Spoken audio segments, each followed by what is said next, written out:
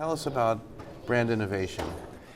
This is one of the key agendas for us nowadays, because in every industry, for sure in our industry, there's a lot of fragmentation going on, which is good from a consumer perspective because there's more options for them to choose from.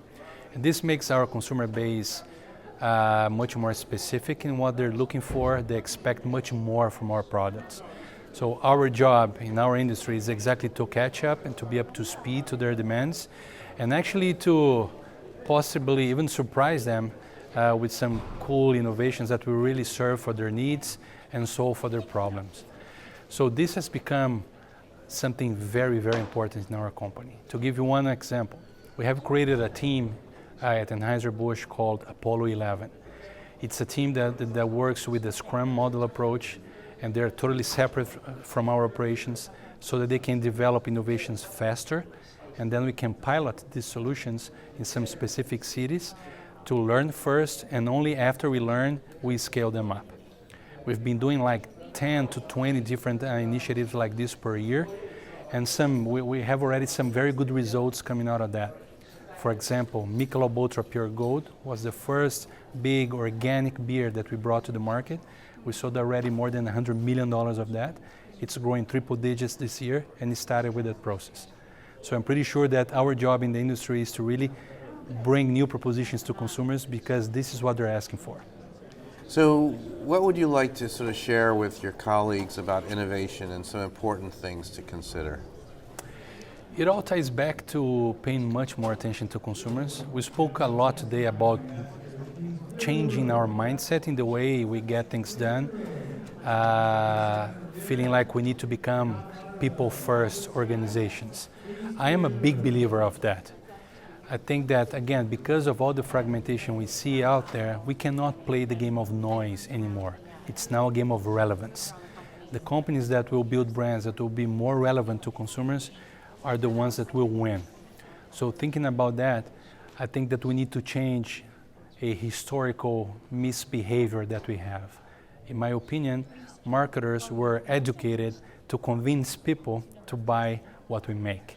But nowadays, we need to get adjusted to consumer needs, and we need to learn how to reinvent ourselves faster so that we can adjust what we make based on what they are looking for. It's a meaningful change, and that's what we're here talking about, and that's the leadership that we need to bring to our industries. Marcel, finally, I wanted to ask you about television. It's changing a lot. Some people call it the golden age, and live sports is huge, of course. Tell us about, the opportunities around television, live sports in particular, and sort of what you're hoping to get out of it. What are some performance and metrics that you hope to get out of your TV investment? Yeah, that's a very good point. The media landscape nowadays is much more complex, right? So for me, the secret is to understand how you can extract the most value out of the different platforms that we have.